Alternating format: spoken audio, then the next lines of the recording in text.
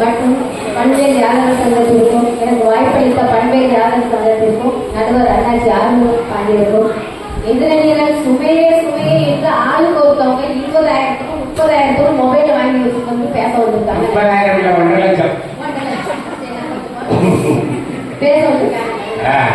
மற்றும் ஆண்டோர் சேர்ந்த பெரியவர்களுக்கும் என் விவசாய வணக்கம். இன்னைக்கு வார்த்தை சொல் இல்லைன்னா வார்த்தை கிடையாது.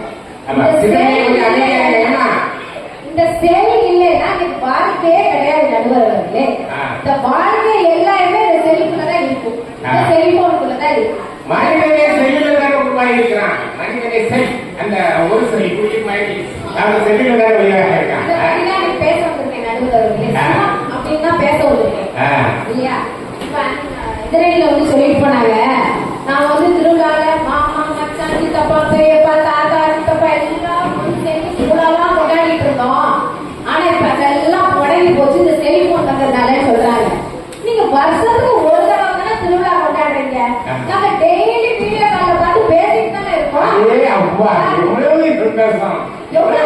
வீடியோ கால்ல நேருக்கு நேர் நாங்க பேசிட்டு தானே இருக்கோம். இந்த செல்போன்ல இருக்கு இது எப்படி சுமையா நாங்க எப்படி சொல்லுங்க பார்க்கலாம்.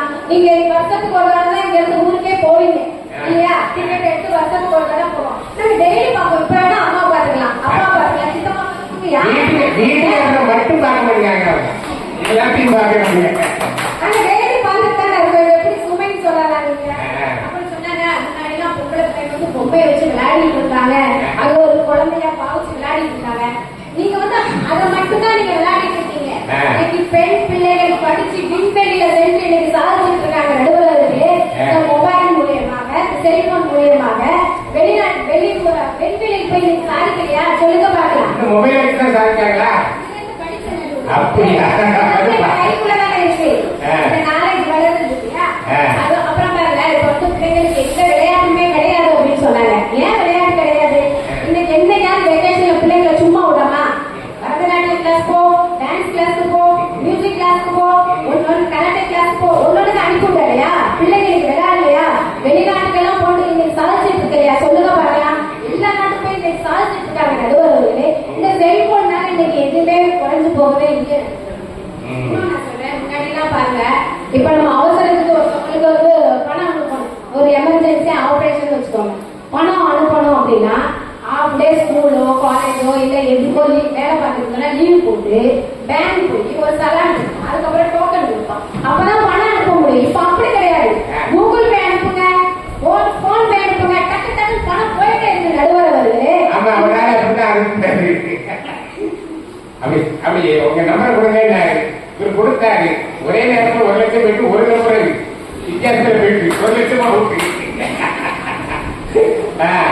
எமர்ஜென்சி எவ்வளவு யூஸ் ஆகுது. நீங்க ஒரு கடைக்கு போறீங்க, உடனே பேக்கெட்ல கை வச்சுட்டு இருப்பீங்க, பணம் கிடைக்காது. உடனே நீங்க மொபைல் போன்ல கூகுள் பே அனுப்புங்க, டக்கு போய் சேர்ந்துங்க இல்லையா? எதுக்கு பணத்தை தேட போறோம் நம்ம சொல்ல? இப்ப திருட்டு பயமும் கிடையாது. முன்னாடி பிக் பேக்கெட் ஒண்ணு இருக்கும் இல்லையா? ட்ரெயின்ல போறோம், கார்ல போறோம், பஸ்ல போறோம், பிக் பேக்கெட். நீங்க எப்பயாவது பிக் பேக்கெட் இருக்குன்னு சொல்லுங்க பார்க்கலாம். பிக் பேக்கெட் அழிஞ்சு போச்சு. பிக் பேக்கெட் அழிஞ்சு போச்சு. ஒன்லி மொபைல் மட்டும் தான் பிக் பேக்கெட். இந்த செல்போனால மனிதனையும் வளர்ந்துருக்கிறது.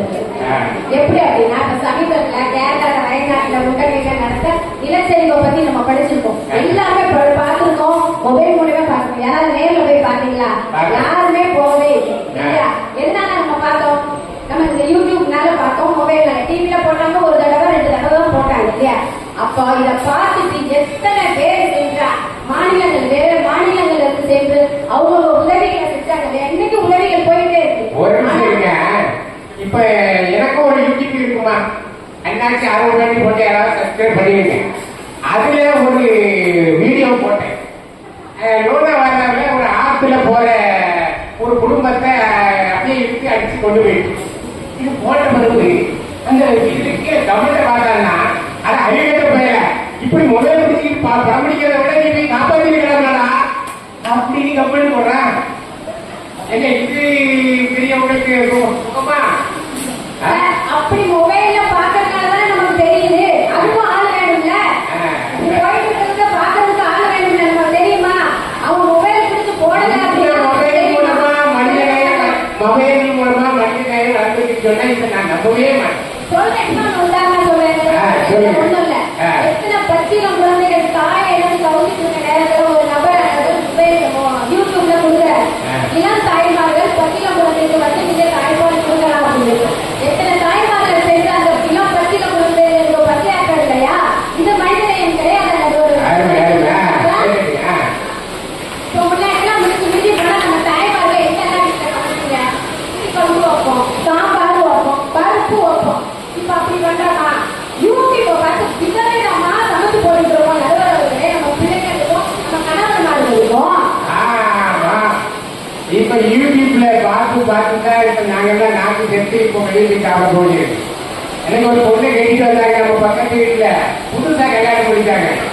வெண்ணி வைக்கிறதுக்கு யூடியூப்பை பார்த்துட்டு இருக்காங்க, சுடுதண்ணி வைக்கிறதுக்கு யூடியூப்பை பாக்குற.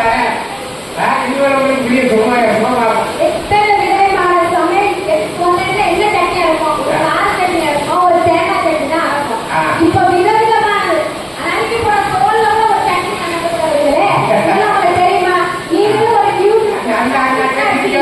எங்க வீட்டுல எல்லாம் 3 நாளைக்கு இந்த வச்சுல சட்னியெல்லாம் பிரிட்ஜில் வச்சு கொடுக்கும். அப்புறம் சேர்ந்து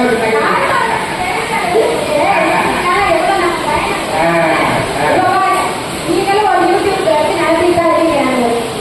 இப்போ உங்களுக்கு அழகா ஒரு ஷேரோ, ஒரு கமெண்ட்டோ, அது உங்க மனசு எவ்வளவு சந்தோஷப்படும். அதுக்கப்புறம் தூக்கம் வரும் உங்களுக்கு. 4 ஷேர் வந்துருப்பா, 2 கமெண்ட் வந்துருப்பா, எவ்வளவு தூக்கம் வருமா? இப்பவே 4 மாசம் ஆச்சு அது யூடியூப் அப்படி பாருங்க, அவ்வளவு சந்தோஷப்படுவீங்களா? அவ்வளவு சந்தோஷத்தை பகிர்ந்துக்கிறதுக்கு நம்ம ஒரு செல்போன் ஆனது. எத்தனை தொழில் அதிபர்களை உருவாக்கி தெரியுமா இந்த செல்போன் யூடியூப்னால? வீட்டுல நம்ம முறையே பண்ணணும். நம்ம பெண்கள் யூடியூப்னால வெளியே வரலையா? சமையல் மசாலா சாமான்கள் எத்தனை மசாலா அரைச்சு வெளியிடுறாங்க. துணிமணிகள் நிச்சயம் இல்லையா? சொல்லுங்க பார்க்கலாம். மருத்துவ குறிப்பு கொடுக்கலையா? டான்ஸ் பார்த்துட்டு ஒவ்வொன்றுக்கும் ஒவ்வொன்று யூடியூப்ல பண்ணிட்டு இருக்காங்க. அது ஒரு எத்தனை பேர் இன்கம் சம்பாதிச்சுட்டு இருக்காங்க. அதெல்லாம் சுமந்தானே எப்படி சுமைக்கு என்னோட சுகம் நம்ம ஆளுக்கு டேட்டா கட்டி மாசத்துக்கு 300 ரூபாய் கட்டுறது வீட்டுக்காருக்கு சுமையா இருக்க. இவங்க வந்து கட்டிய பிடிக்கிறதுனால பிடிக்கிறாங்க. நடுவர்களே, பெற்றவங்க கட்டிய பிடிச்சா புத்ததானே தெரியும், கொடையதானே தெரியும். நடுவர்களே, நீங்க கரெக்டா பிடிங்க மொபைல. உங்களுக்கு ஒண்ணுமே தெரியாது, நீங்களும் சுகம் தான் வருவீங்க. 10,000 ரூபாய் பட்டு நின்று அதுல காட்டுறான். அந்த பிரபலமோட காட்டுது. உடனே ஆன்லைன்ல புக் பண்ணிடுறாங்க. இங்க வந்து பார்த்தாங்கன்னா அந்த சித்தாட்ட மாதிரி இருக்கு. அந்த 10,000 ரூபாய் கொடுத்துருக்காங்க. இதெல்லாம் உங்களுக்கு சுகமா இப்ப இருக்கு. கொரோனா காலத்துல எல்லாருமே 1 வருஷம் 2 வருஷ காலமா வீட்டுக்குள்ளேயே முடங்கிதான் இருக்காங்க. எங்கேயாவது போக முடியுதா சொல்லுங்க? எங்கேயுமே போக முடியும். அப்ப நமக்கு ஒரு மன ஆறுதல் கொடுத்தது எது? அது ஒண்ணு இதே ஒரு செல்போன் மட்டும்தான் மன ஆறுதல் கொடுத்தது. நம்ம வெளியூர்களுக்கு தாய் தந்தை அண்ணன்மார் தம்பிமார் யார்கிட்ட பேச வேண்டியனா இது ஒண்ணு மட்டும்தான் ஆறுதல் கொடுத்தது. அதை என்னைக்கும் மறக்க கூடாது. ஆமா, நன்றியோட இருக்க அதே மாதிரி பிள்ளைங்க 2 வருஷம் படிக்கலைன்னா என்ன ஆகும் சொல்லுங்க?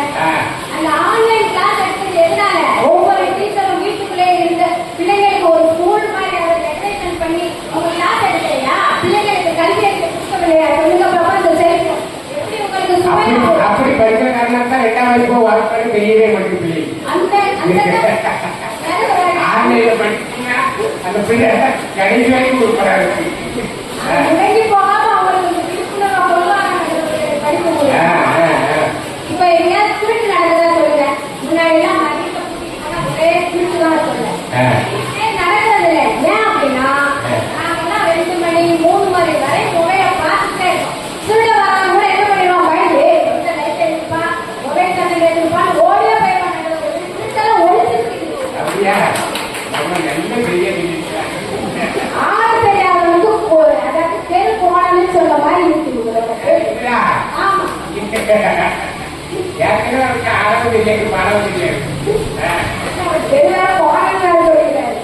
அவரு ஒரே ஆயிரத்தி எட்டாவது அவர் யூடியூப்ல அவர் மனிதர்கள் சேர்ந்தாரு. நீ பாருங்க அவர் யூடியூப் எப்படி அப்படின்னா நம்ம இந்த கைபோன் எப்படி அப்படின்னா நம்ம உள்ளதை தேவதை எப்படாலும் நம்ம பார்த்து அழகு பார்க்கலாம். தேவதை இதை வந்து அன்னைக்கே சொல்லியிருக்காரு. நம்ம என்ன ஒரு பாட்டுல அந்த அம்மா கேட்கும்போது அல்லும் பகலும் ஆட்சி அரைக்க ஐபோன் மிஷின்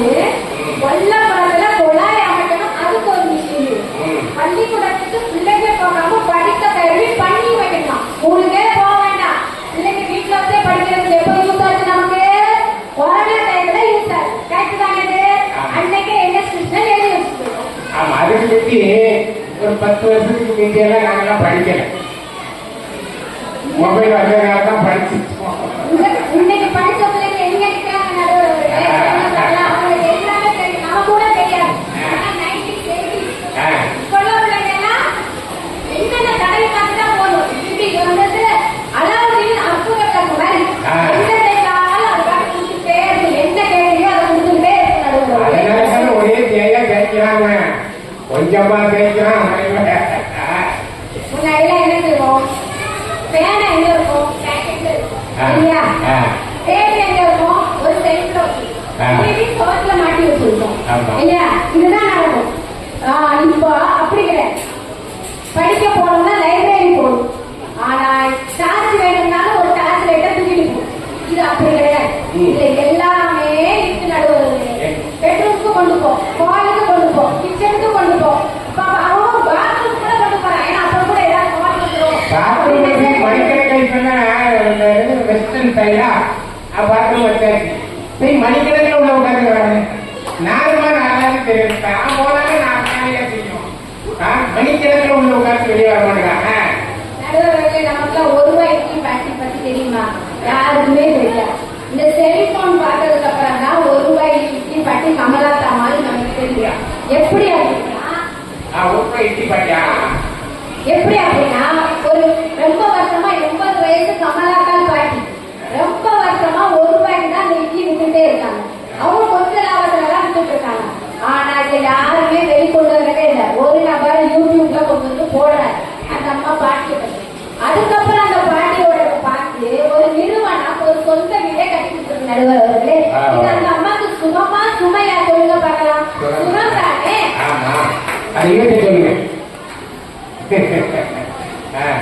வேற ஒண்ணு இல்ல. ஒரு பையனுக்கு தன்னம்பிக்கையும் கொடுத்து வேற ஒண்ணு கிடையாது. எங்க வீட்டுல எடுத்துக்கோங்க, என் பையன்கிட்ட வந்து நீ நல்லா படிச்சு நல்ல மார்க் எடுத்து கொடுத்தா உனக்கு ஒரு கிஃப்ட் வாங்கி கொடுக்குறேன்டா அப்படின்னு சொன்னேன். என் பையன் என்ன சொன்னா, நல்லா படிச்சு மார்க் வாங்கிட்டான். என்னடா கிஃப்ட் வேணும் அப்படின்னா, வேணாம் எனக்கு ஒரு மொபைல் போன் வாங்கி கொடு. ஏன்னா பால போனவனே இப்பதான் நீ நல்லா படிச்சுட்டு இருக்க, எதுக்குடா அந்த மொபைலை வாங்கி கெட்டு போற அப்படின்னா, ஏமா நீ வாங்கி கொடுத்தா என்னத்தை வாங்கி கொடுப்ப? ஒரு 7 8 10 புத்தகத்தை தான் நீ வாங்கி கொடுப்ப. ஆனா இந்த மொபைல் போன் வச்சுக்கிட்டா எல்லாத்தையும் கத்துக்குவேமா அப்படின்னு சொல்றான். அப்ப இந்த தன்னம்பிக்கையோட வடிவம் தானே நடுவரவில்லை. இது இந்த செவ்வக வடிவமான ஒரு செல்போன் ஆனது அனைத்தையும் தரும் நடுவரவில்லை. என்னைக்கு சுகமே தான். இவங்க வந்து சுத்தம் பண்ணிட்டு போங்க. பாக்குறது பாக்காதீங்க, ஆபாசனம் காட்டுறாங்க, என்ன காட்டுறாங்கன்னா நீங்க பாக்காதீங்க. ஏன் அதை பாக்குறீங்க? அது பாக்குறதுனால தப்பு. அதை அவாய்ட் பண்ணி போகல. நீங்க கையில இருக்கும்போது பார்க்காம இருக்க முடியுமா? அதை நீங்க செய்யறதே. அப்புறம் இதுல வந்து தப்பா வந்து வேற நீங்க பேசிட்டு இருக்கீங்க. அதுக்கப்புறம் பாருங்க, இப்போ சமீபத்துல குவைத்துல ஒரு தீ விபத்து நடந்தது. இது உண்மையா நடந்த சம்பவம். தீ விபத்து நடந்தது. அவங்க கணவர் வந்து அந்த வெளிநாட்டுல எந்த பகுதியில தீ விபத்து நடந்ததோ அங்க வேலை பார்த்துட்டு இருந்தாங்க. அந்த அம்மா 2 நாளா போன் பண்ணிட்டு இருக்கு, டிவி நியூஸை பார்த்து மொபைலை பார்த்து போன் பண்ணிட்டு இருக்கு. போனை எடுக்கவே இல்லை. அந்த அம்மாவுக்கு ஒரே பதட்டம், நம்ம கணவர் இருக்காரா, இறந்துட்டாரா, என்னாச்சோ ஏதாச்சோன்னு ஒரு பாக்கெட். திரும்ப வந்து 2 நாளுக்கு அப்புறம் அவரே போன் பண்றாரு அந்த அம்மாவுக்கு இல்லையா, மனைவிக்கு அவரே போன் பண்ணும்போது இது சுகம் தானே. அந்த அம்மாவோட மனதில் நீங்க நினைச்சு பாருங்க. அப்ப இந்த போன் இல்லைன்னா அந்த அம்மாவோட கெடி என்ன இருக்கு சொல்லுங்க. முன்னாடி ஒரு தந்தி லெட்டர் வரும். தந்தி லெட்டர் வர வரை இங்க படபடத்தாது அட்டக்காய் செத்தே போயிடுவான் நடுவர்களே. இது அப்படி கிடையாது. நேரம் ஒரு கணவரே பார்க்க முடியும் நடுவர்களே. வெளிநாட்டுல எத்தனை பேர் மனைவி இங்க விட்டு வெளிநாட்டுல வேலை பண்றாங்க இல்லையா? நேற்று கூட பிள்ளைங்களுக்கு பிறந்த நாள் நேரில் பார்த்து வாழ்த்து சொல்றோம் இல்லையா நடுவர்களே. இதுதான் உண்மை. வேற ஒண்ணு இல்லை. லாஸ்டா ஒரே ஒண்ணு சொல்லுது. ஒரு கூகுள் ஆப் என்ன சொல்லுது அப்படின்னா, மனிதா உன் ஆட்களை சிறந்து செய்யாது, உனக்கு என்ன தேவைப்படுகிறோ அதை என்னிடம் கேள், நான் தருகிறேன் அப்படின்னு சொல்லி நடுவர்களே. இது ஒரு அலாவுதீன் அற்புத விளக்குமாரி. லாஸ்டா ரொம்ப நான் சொல்றேன், உனக்கு என்ன தேவை அதை என்னிடம் கேள், நான் தருகிறேன். சொல்றேன் 10,000 கேட்டா தருவாங்க, தருமா? ஒரு நல்ல அழகான பொண்ணு வேணும்னு கேட்டா தருமா? எப்படி தரும்? நான் 50 வயசு, எனக்கு 50 வயசு ஆயிட்டு அது எப்படி தரும்? யாருக்கு இது தேவைப்படுது அழகான கொடுப்போது. நான் சொல்றேன், ஒரு செல்போன் வாழ்க்கை எப்படின்னா உண்மையிலேயே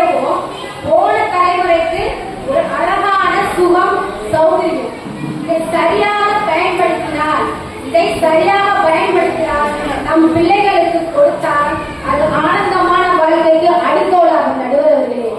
சரியாக பயன்படுத்துதல் நம்ம அடுத்த தலைமுறைக்கு நல்ல ஒரு ஆனந்தமான வாழ்க்கையை கொடுக்கும் நடுவர்களே. அதை விட்டுப்பட்டு இவங்க சுகம் சுகம் சுகம் நாங்க சொல்றோம், இவங்க சுமையே சுமையே சொல்றாங்க.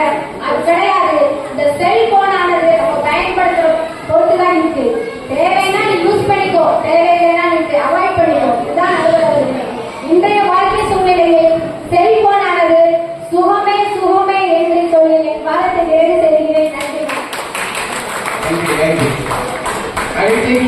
கொஞ்சம் நண்பர்கள் உட்காரி ஒரு அரை மணி நேரம் உட்காருங்க அமைதியா. ஏன்னா பேசி அப்படியே மிக அற்புதமாக சுகமே என்கின்ற தலைப்பிலே மீனாட்சி முத்துக்குமார் அவர்கள் சிறப்பாக பேசியிருக்கிறார்கள். நடைமுறையிலே நீங்க தேவைப்படுகின்ற நேரத்தில் மொபைலை நேர்மையான வழியிலே அதை உபயோகப்படுத்தினால் உங்களுக்கு அது சுகம். நீங்கள் அதற்கு அடிமையாகி நீங்கள் கண்டதையும் பார்த்து கண்டதையும் கேட்டால் அது உங்களுக்கு சுமை. உங்களுக்கு தேவையில்லை என்றால் எப்படி பயன்படுத்த வேண்டும் என்பதுதான் உங்களுடைய குறையை தவிர மொபைல் மீது குறை இல்லை என்கின்ற வகையிலே அவர்கள் பேசியிருக்கிறார். ஆனாலும் நமக்கு கால நேரம் தெரியாதெல்லாம் கொஞ்சம் கொஞ்சம் குறைக்க வேண்டியது. இல்லைன்னா இவங்க பேசுவார். எனக்கு ஒரு 34 பக்கம் எழுதியிருக்கிறாங்க. 3 மணி நேரம் பேசுவாங்க. நம்ம கேட்க முடியுமா? அவங்க பேசிட்டே இருக்காங்க. அதனால அது தேவையில்லாத நமக்கு கருத்துக்களை நம்மளுடைய இது திருப்பி விடக்கூடாது என்பதற்காக அவரை நிறுத்த முடியாது. ஆக ஒரு பக்கம் சுகமே சுமையே என்று பேசிய பிறகு ஒரு பக்கம் சுகமே என்று பேசுகின்ற போது இந்த 2 தட்டுகளும் சரியாக இருப்பது போல்தான் நமக்கு தெரியும். ஆகவே அடுத்து வருகின்ற பேச்சாளர்கள் இதை எப்படி கொண்டு போகிறார்கள்? இது சுமையா என்பது சுமையே. எங்க மீனாட்சி என்ன பேசிக்கிட்டாங்க, பெருசா கை தட்டிட்டீங்க, ரசிச்சிட்டீங்க அப்படின்னு அந்த அம்மா கேட்க வராங்க. பேச்சு கடவுள் பேசினால் மிக சிறப்பாக பேசுவார்கள், வேகமாக பேசுகின்ற ஒரு ஆற்றல் படைத்தவர்கள். ஆகவே அவர்கள் எப்படி பேசுகிறார்கள் என்பதை பார்த்து நம்ம முடிவு போடும். ஆமா,